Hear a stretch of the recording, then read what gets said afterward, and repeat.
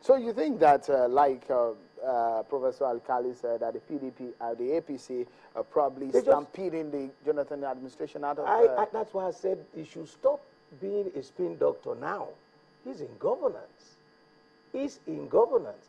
You know, sending wrong information to the public for consumption, that comes from the opposition. 29th of May, that is the D-Day, and they will take over government. The documentation will be there. If there is need for further explanation, even after the 29th, the people who are handing over are Nigerians, and they will be responsible to ask and answer whatever questions or queries they are going to raise. So I don't see the panic that he is spending. No, is it a panic, and is it panic really, or a sense of seriousness Absolute from a set of people who are ready to take over government? You know, the point is that when you look at listen to lie, they had never had this kind of experience of having to take over government, you know, in a civilian sense, or hand over a whole nation in their hands. They had more than enough time for them to campaign. Now, immediately the president conceded and said he wasn't going to court. They should have started to plan who goes where, who does what. Like we are seeing all the issues that are being played out. You know, who will be the Senate president, who will be the speaker, whose zone will take what. Those things are part of our own culture. They are part of the setup of the PDP. Now, they hadn't had that. Like I said, why is he panicking? Why is he sending wrong signals? 29th of May is the D-Day. Would he have anything on hand before that day? We said yes. We don't want a half-baked report to be given. We want a full-fledged report by the administration on behalf of the PDP to hand over an instrumentation thoroughly examined and effective to them. Okay, let's go into some of the outcome of the 2015 election, and of course we'll be looking at the agenda for the Buhari government. First and foremost, how does the outcome of the 2015 presidential election, first and foremost, how did you receive it? You know, I didn't sleep throughout that night. We were following the reports of the elections as they were coming in. And from my experience at the polling station, I found it absolutely impossible to accredit 2 million people within that short span and to be able to vote, you know, within that same day. So there is need for INEC to revisit this procedure. It's very woolly because I remember by 1 o'clock that afternoon, an information or directive came that where the card reader didn't work, they should revert back to manual. You don't change rules midway through a march, you know? So you didn't know whether some had voted without the card reader or they voted with the card reader. So it was, and I suspected that could happen because if most of the time I said, look, you don't carry an experimentation on a very important election day like here. These things should have been tested in bits and pieces to understand the lapses that could arise, and then make amends. But then here we were. We went on, and the results were there.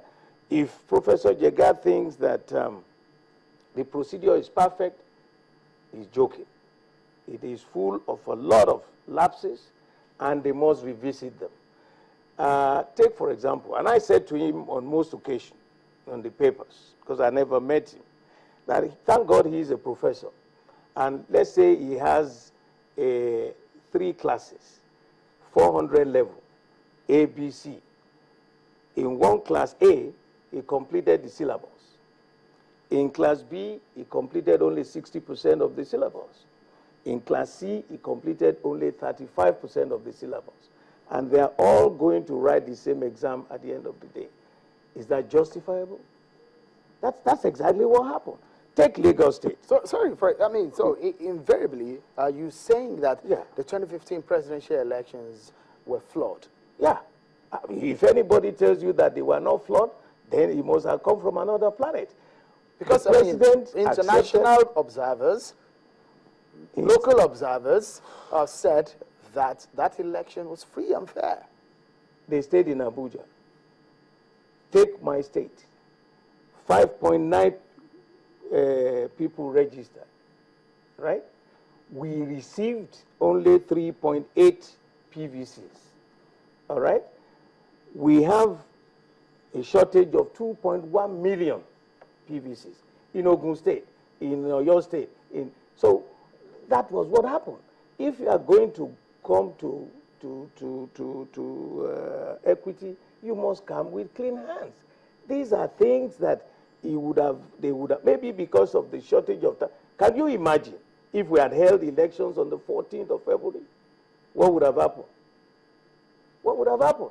No, I'm saying it's flawed because in some cases, in fact, if you remember, when the president went to vote, the candidate didn't work.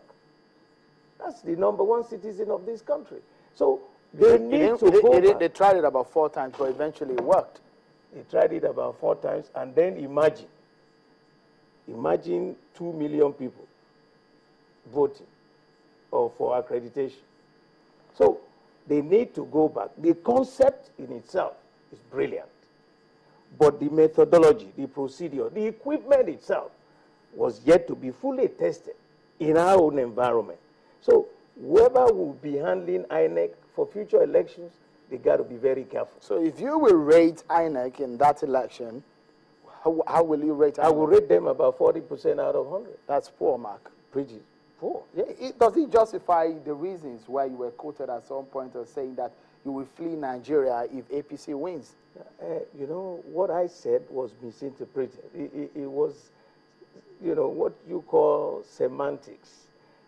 I said if they win, I will go for a short, long enough break to rest and put pen to paper. We've been in government for 16 years. So if maybe the young man who listened to me thought it was like fleeing. How would I leave this country? For no justifiable reason. Why would I leave? I told them, and I'm still going to do it, I need some time to put my experience, and I believe it will be a good seller, you know, when I write my experience. So you're planning a book? Oh, you are planning to write a book? Of course. About the 2015 elections or about... the whole experience, including that one, for the younger generations to read, because in this country now, nobody studies history. Isn't that laughable, that nobody teaches history? And so if you don't know your past, how can you prepare for the future? If you don't know what happened, those lapses, those misgivings that you had in the past, how can you situate your nation for the future? So there is need for us to put our experiences down in paper, and I've been to the highest mountain, and I've been to the worst of valleys. So I would like the young minds to read, you know, and it will be a classical book for a political science class.